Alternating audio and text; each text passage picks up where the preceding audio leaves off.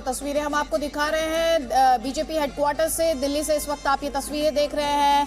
रक्षा मंत्री राजनाथ सिंह को आप इन तस्वीरों में देख पा रहे हैं। थोड़ी देर पहले गृह मंत्री अमित शाह पहुंचे हैं और अब से करीब आधे घंटे बाद प्रधानमंत्री नरेंद्र मोदी वहां पर एक्सपेक्टेड हैं। तस्वीरें लगातार, थोड़ी देर पहले हमने आपको बीजेपी के लखनऊ ऑफिस से तस्वीरें दिखाई थी। योगी आदित्यनाथ पहुंचे, पार्टी वर्कर्स के बीच जबरदस्त जोश और उत्साह, जिस तरह से पार्टी का प्रदर्शन रहा है इन चुनावों में, उसके बाद वर्कर्स में। और तस्वीरों में इस वक्त आप राजनाथ सिंह को देख रहे हैं, केंद्रीय मंत्री राजनाथ सिंह, और थोड़ी देर पहले गृह मंत्री अमित शाह पहुंचे तब की ये तस्वीर हम आपको दिखा रहे हैं। और अब हर किसी को इंतजार है, बधाई दी गई है गृह मंत्री द्वारा, और साथ ही आपको ये भी बता दें हर किसी को इंतजार है प्रधानमंत्री नरेंद्र मोदी का, जो बीजेपी हेडक्वार्टर्स शाम 7 बजे पहुंचेंगे। यानी अभी करीब 30 मिनट का इंतजार पार्टी वर्कर्स के बीच वो जाएंगे इस जीत को सेलिब्रेट करने के लिए। और साथ ही उनका संबोधन, उसमें वो क्या कहते हैं, हर किसी की निगाहें इस बात पर भी टिकी हुई हैं। हालांकि थोड़ी देर पहले जो तस्वीरें आई वो गृह मंत्री अमित शाह की तस्वीरें, जो हम आपको इस वक्त जी न्यूज पर दिखा रहे हैं। आएंगे तो योगी ही। उत्तर प्रदेश चुनावों के दौरान ये नारा भले ही भाजपा ने दिया, बीजेपी ने दिया, लेकिन ये ऐसा नारा था जो राज्य की जनता के दिल से निकलने वाली आवाज बन गया, जिसे स्वर भले ही बीजेपी ने दिया, लेकिन आवाज वो जनता की बनता दिखा। जिस डबल इंजन की सरकार का यूपी में शोर था, उसके सबसे बड़े नेता नरेंद्र मोदी ने जब चुनावी मंच से यूपी प्लस योगी यानी उपयोगी समझाया, उस वक्त ये साफ हो गया कि आने वाले दिनों में राजनीति की दुनिया के योगी आदित्यनाथ ही महाराज होने जा रहे हैं।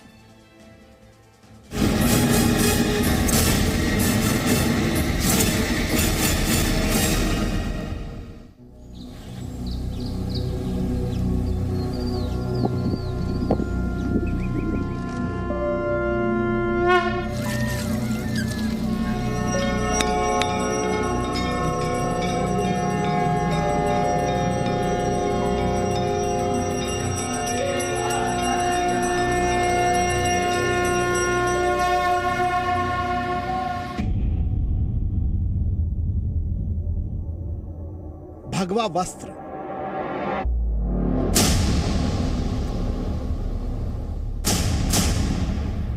माथे पर केसरिया टीका,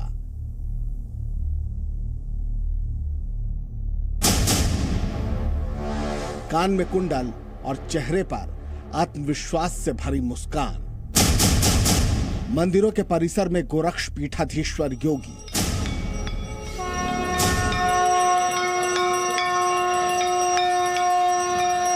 और मंदिर की दहलीज लांघते ही राजयोगी।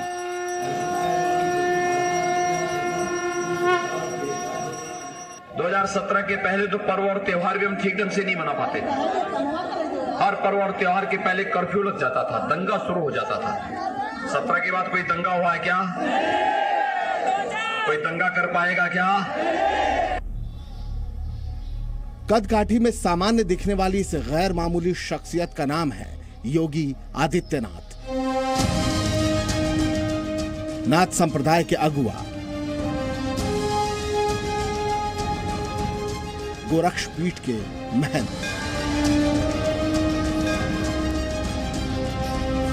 और देश के सबसे बड़े राज्य उत्तर प्रदेश के मुख्यमंत्री।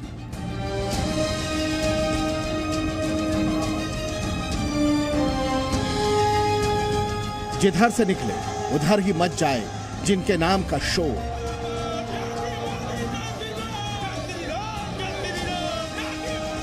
जिनकी एक झलक पाने के लिए सड़कों पर निकल पड़े बड़े बूढ़े और नौजवान।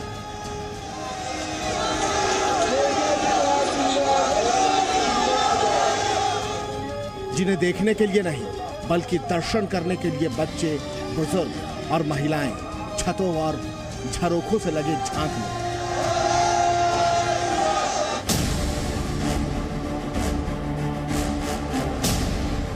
वो शख्स ना तो सामान्य योगी है और ना ही सामान्य महंत। वो शख्स ना तो सामान्य नेता है और ना ही सामान्य मुख्यमंत्री। कुछ तो ऐसी बात है जिसका मुरीद भले ही उत्तर प्रदेश हुआ, लेकिन जिसकी धमक पूरे भारत में सुनाई पड़ने लगी।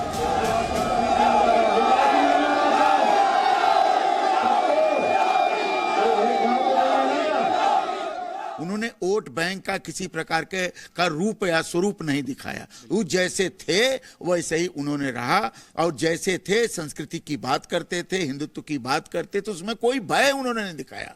और उस भय को न दिखाना और अपने मौलिक स्वरूप पर बना रहना जनता को पसंद आया। कि भारत में एक और नया नेतृत्व उभरा जिसका नाम योगी आदित्यनाथ है। वो आगे क्या करेगा वो तो भविष्य तय करेगा।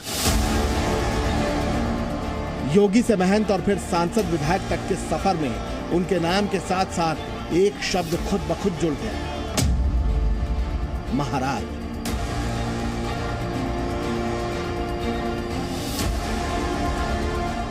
जब सिर पर कोई ताज नहीं था तब भी महाराज, जब सिर पर जिम्मेदारियों का ताज रखा गया तब भी महाराज। संस्कृत का एक शब्द है महाराज का जो अत्यंत सम्मान सूचक कहा जाता है। जैसे परम भट्टारक एक शब्द है, तो वो परम भट्टारक योगी जी का, जो उनके अवैधनाथ जी थे, उनके गुरु जी थे, उनको परम भट्टारक भी कहा जाता था। तो परम भट्टारक का मतलब कि परम दैवत्व की स्थिति में है, उनको कोई स्वार्थ नहीं है, लिप्सा नहीं है और कुछ नहीं। उनका एक भाव है अलब्ध लाभार्थी, लब्ध परिरक्षणी, रक्षित विवर्धनी, वृद्धे से तीर्थे प्रतिपादनी। वो कल्याण करने के लिए हैं, कल्याण के अतिरिक्त स्वस्वार्थ के लिए नहीं है, इसलिए उनको महाराज कहा जाता है। योगी आदित्यनाथ जन्मजात योगी नहीं, लेकिन उनकी जिंदगी का सफर कर्म पथ पर इस तरह बढ़ा कि एक मामूली इंसान से वो योगी, राजयोगी, फिर छोटे महाराज और अब महाराज जी जैसे विशेषणों से नवाजे जाते चले गए। विचारों में हिंदुत्व और सीने में राष्ट्रवाद की आग उन्हें इस रास्ते पर आगे बढ़ाती रही। स्वामी विवेकानंद ने एक बात कही थी कि गर्व से कहो हम हिंदू हैं। स्वामी विवेकानंद तो सांप्रदायिक नहीं थे, स्वामी विवेकानंद तो किसी पार्टी के नहीं थे। स्वामी विवेकानंद ने तो भारत का प्रतिनिधित्व किया था पूरी दुनिया के अंदर।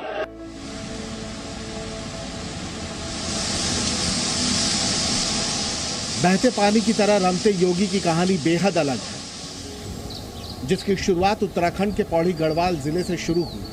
5 जून 1972 को पंचूर गांव में गढ़वाली राजपूत परिवार में आनंद सिंह बिष्ट और सावित्री देवी के घर में अजय सिंह बिष्ट का जन्म हुआ।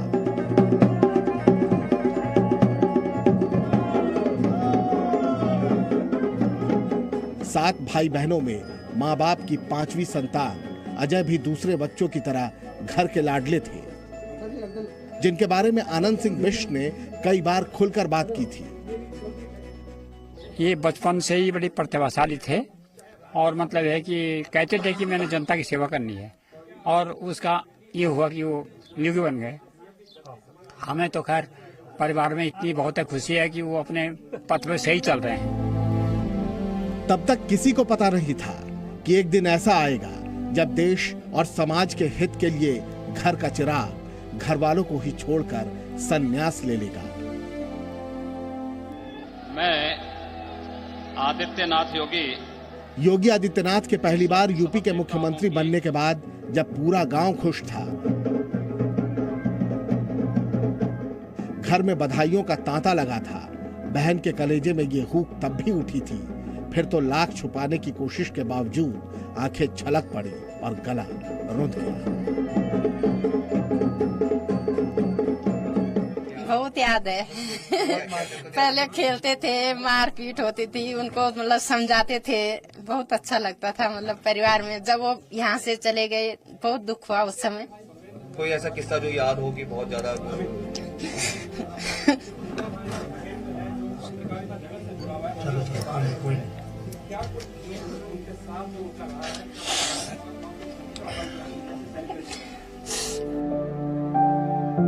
अजय सिंह बिष्ट महज 22 साल की उम्र में सांसारिक मोह माया छोड़कर योगी बन गए। हालांकि योगी बनने से पहले वो पढ़ाई लिखाई में होशियार छात्र थे। 1989 में ऋषिकेश के भरत मंदिर इंटर कॉलेज से 12वीं पास की। उन्होंने श्रीनगर के गढ़वाल विश्वविद्यालय से गणित में बीएससी किया। 1993 में एमएससी की पढ़ाई के लिए वो गोरखपुर गए। छात्र जीवन में ही अजय सिंह बिष्ट राम मंदिर आंदोलन से जुड़ गए थे। गोरखपुर उनका आना भी एक इत्तेफाक ही था। वो बीएससी के बाद आगे की पढ़ाई के लिए गोरखपुर यूनिवर्सिटी में दाखिला लेने आए थे। जहां उनकी मुलाकात गोरखनाथ मंदिर के महंत अवैधनाथ से हुई। यह सिलसिला ऐसा चला कि महंत अवैधनाथ के संपर्क में उनका रुझान धर्म कर्म की तरफ बढ़ता चला गया। तभी उन्होंने महंत अवैधनाथ से दीक्षा लेकर योगी बनने की इच्छा जताई, जिसके लिए उन्हें माता पिता से अनुमति लेने की शर्त पूरी करनी थी। वो गोरखपुर से पौड़ी गढ़वाल गए और माता पिता से मिलने के बाद निकल पड़े गोरखपुर, फिर कभी अपने घर न लौटने का संकल्प लेकर। योगी बनने की उनकी इच्छा 15 फरवरी 1994 को पूरी हुई। उसी दिन उनका नाम भी अजय सिंह बिष्ट से योगी आदित्यनाथ हो गया, क्योंकि सन्यास की यही शर्त होती है, कोई सन्यासी अपनी पुरानी पहचान क्या, अपना पुराना नाम भी साथ नहीं रख सकता। 93 में ऐसा चुनाव में आए थे प्रचार में, पहले प्रचार किया उन्होंने और प्रचार के बाद वो जाने लगे। अपनी माँ से कहा कि मैं जा रहा हूँ, गोरखपुर जा रहा हूँ। माँ ने टिकट दे दी, कोई नौकरी जा रहा होगा। मैं सड़क तक छोड़ने गया, गोरखपुर में जाने चले गए। क्या कहना, जवान बच्चा था, गोरखपुर चले गए। वो अवैधनाथ जी के साथ गए वहाँ गोरखपुर में, और 1994 में उनका अभिषेक हो गया बसंत पंचमी के दिन। मुझे 3 महीने बाद पता लगा, तब गया वहाँ। मैंने कहा क्या कर दिया तुमने? अब कैसे बात है, अब आशीर्वाद में अब पता लग रहा है कि सब कुछ आशीर्वाद था। योगी आदित्यनाथ का संबंध नाथ संप्रदाय से है, जो मानता है कि एक सन्यासी को देशहित में धर्म, राजनीति और संकट के समय आगे बढ़कर हिस्सा लेना चाहिए, जिसका दर्शन है एक हाथ में माला, एक हाथ में भाला। योगी आदित्यनाथ की हिंदुत्व और राष्ट्रवाद को लेकर इसी सोच ने महंत अवैधनाथ के उत्तराधिकारी की तलाश पूरी कर दी। गोरखनाथ मंदिर के महंत की गद्दी का उत्तराधिकारी बनाने के 4 साल बाद महंत अवैधनाथ ने योगी आदित्यनाथ को अपना राजनीतिक उत्तराधिकारी भी बना दिया। योगी आदित्यनाथ ने 1998 में गोरखपुर से लोकसभा का चुनाव लड़ा और महज 26 साल की उम्र में संसद पहुंचने वाले सबसे कम उम्र के सांसद बन गए। संन्यास लेने से पहले अजय नाम से पुकारे जाने वाले योगी अब तक की राजनीति में अजय ही रहे। 42 साल की उम्र तक वो गोरखपुर से लगातार 5 बार सांसद बनने का कीर्तिमान रच चुके थे। अपनी छवि, अपने काम और अपने फैसलों से आदित्यनाथ ने गोरखपुर को भगवा राजनीति के ऐसे सियासी दुर्ग में बदल दिया, जिसे ना तो मुलायम सिंह का समाजवाद भेद पाया और ना ही मायावती की सोशल इंजीनियरिंग ही यहाँ काम आई। मायावती की जिंदाबाद। राजनीति के हर जोड़ तोड़ पर उनके आक्रामक तेवर वाली अपनी खुद की बनाई राजनीतिक पहचान भारी पड़ी। गोरखपुर ही नहीं बल्कि पूरे पूर्वांचल और धीरे धीरे पूरे उत्तर प्रदेश में उनकी छवि हिंदू हृदय सम्राट की बन गई, जिसका शहरों, कस्बों और गांवों तक विस्तार करने में उन्हीं के बनाए संगठन हिंदू युवा वाहिनी ने बड़ी भूमिका निभाई। हिंदू युवा वाहिनी एक राष्ट्रवादी मिशन के साथ लगी हुई है। भारत नेपाल के सीमावर्ती क्षेत्र को हम लोगों ने अपने मिशन का हिस्सा बनाया था और लगातार काम कर रहे हैं। एक कहावत है कि शेर खुद अपनी ताकत से जंगल का राजा बनता है, क्योंकि जंगल में चुनाव नहीं होते। लेकिन लोकतंत्र में अपनी छवि, काम और जन समर्थन से ही कोई लोकनायक का रुतबा हासिल करता है। योगी आदित्यनाथ ने राजनीतिक जीवन में इसे साबित कर दिखाया। सांसद रहते उनके जीवन में कई उतार चढ़ाव आए, कई विवादों से घिरे, उन्हें गिरफ्तार किया गया, लेकिन वो डिगे नहीं, वो हिले नहीं। जनता को हो रही परेशानियों की वजह से उनकी आंखों में आंसू भी आए तो लोकतंत्र के मंदिर में। पहली बार मैं 25,000 वोटों से जीता था, दूसरी बार 50,000 से जीता और तीसरी बार लगभग 1.5 लाख मतों से मैं गोरखपुर से चुन करके आया हूं। लेकिन पिछले कुछ समय से महोदय राजनीतिक विद्वेष के तहत मुझे जिस प्रकार से राजनीतिक पूर्वाग्रह का शिकार बनाया जा रहा है, मैं केवल आपसे अनुरोध करने के लिए आया हूं, क्या मैं इस सदन का सदस्य हूं या नहीं हूं, और क्या सदन मुझे संरक्षण दे पाएगा या नहीं दे पाएगा। अगर सदन मुझे संरक्षण नहीं दे सकता है तो मैं आज ही सदन को छोड़ करके वापस जाना चाहता हूं। यो छोड़िए सब। मैंने कोई महत्व नहीं रखता महोदय, मैंने मैंने अपने जीवन से संन्यास लिया है अपने समाज के लिए। 2017 के विधानसभा चुनाव में उत्तर प्रदेश में बीजेपी को प्रचंड बहुमत मिला तो कई सारे चेहरे मुख्यमंत्री पद के दावेदार थे, लेकिन सहमति योगी आदित्यनाथ के नाम पर बनी और 19 मार्च 2017 को उन्होंने मुख्यमंत्री पद की शपथ ली। मैं आदित्यनाथ योगी ईश्वर की शपथ लेता हूं कि मैं विधि द्वारा स्थापित भारत के संविधान के प्रति सच्ची श्रद्धा और निष्ठा रखूंगा। मैं भारत की प्रभुता और अखंडता को अक्षुण्ण रखूंगा। मैं उत्तर प्रदेश राज्य के मुख्यमंत्री के रूप में अपने कर्तव्यों का श्रद्धापूर्वक और शुद्ध अंतःकरण से निर्वहन करूंगा। 45 साल की उम्र में मुख्यमंत्री बनने वाले योगी राजनीति को सियासी धर्म की तरह जी रहे हैं। रोज की तरह उनकी सुबह 3 बजे से शुरू होने वाली दिनचर्या देर रात तक चलती है और पूरा दिन ताबड़तोड़ एक्शन में बीतता है। अवैध बूचड़खानों से लेकर एंटी रोमियो स्क्वाड, बुलडोजर से लेकर एनकाउंटर पॉलिसी तक उन्होंने सख्त प्रशासक की छवि बनाई और जब दुनिया को थामने वाला कोरोना का दौर आया तो अपनी सक्रियता से गरीबों को वैक्सीन लगवाने से लेकर राशन बंटवाने तक में मुस्तैदी दिखाकर उन्होंने संवेदनशील राजनेता की छवि को भी गहरा किया। योगी राज में बिजली, सड़क, पानी के मोर्चे पर राज्य में बेहतर काम होने के दावों पर सवाल नहीं उठे। राम मंदिर निर्माण से लेकर अयोध्या में दीपावली और दंगा मुक्त यूपी के दावों से योगी आदित्यनाथ की ऐसी धमक बनी कि योगी बीजेपी के लिए यूपी ही नहीं हिंदुस्तान के स्टार प्रचारकों में शामिल हो गए। आज पूरे यूपी की जनता कह रही है,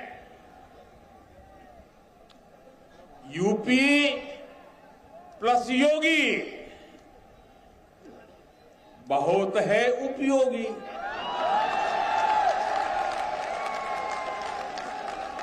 यूपी प्लस योगी बहुत है, यूपी प्लस योगी, यूपी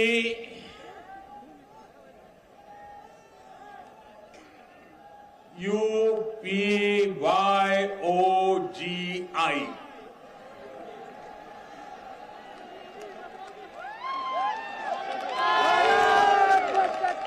यूपी प्लस योगी बहुत है उपयोगी।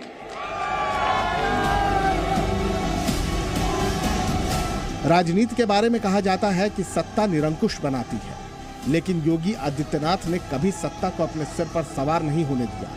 उन्होंने अपनी नीति और नियत तय करते वक्त खुद पर सन्यासी होने का अंकुश लगाए रखा और उसी की मिसाल चुनाव प्रचार के दौरान दिखी। योगी राज पर सवाल उठाने वाले विरोधी नेताओं की हिम्मत नहीं हुई कि वो योगी आदित्यनाथ पर कोई निजी लांछन लगा सके। ब्यूरो रिपोर्ट, जी मीडिया।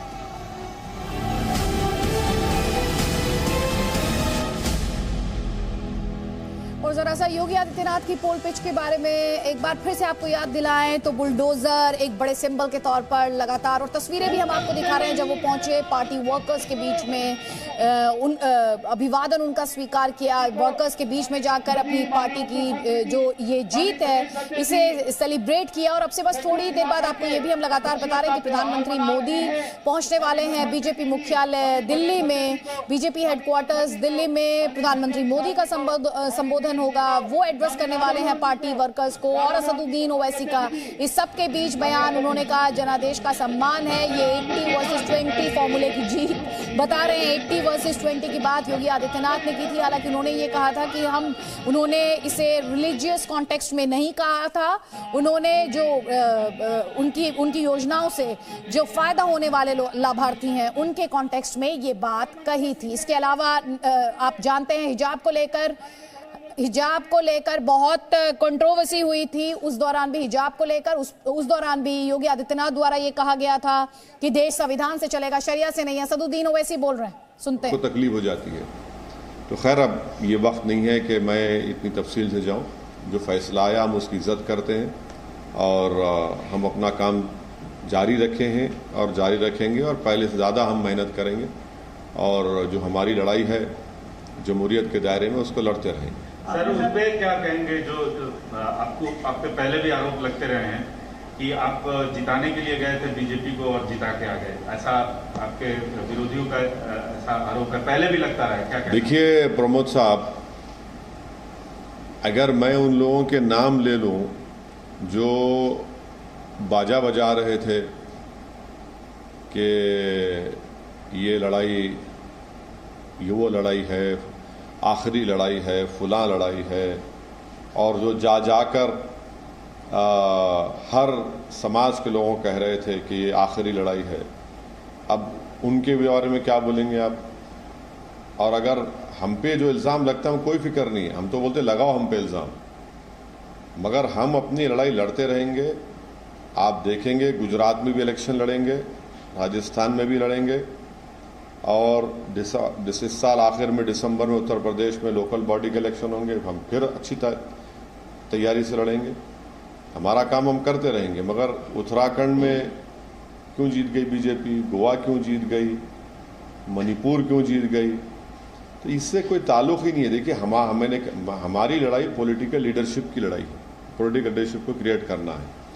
अब उत्तर प्रदेश की खास तौर से जनता को, गरीब को, दलित को, अल्पसंख्यक समाज को समझ में आ जाएगा कि इनको सिर्फ इस्तेमाल किया गया था।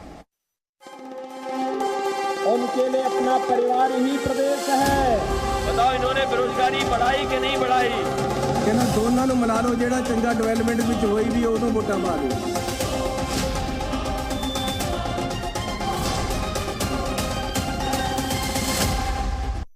Presenting B News app, available on Google Play and App Store. Download it now.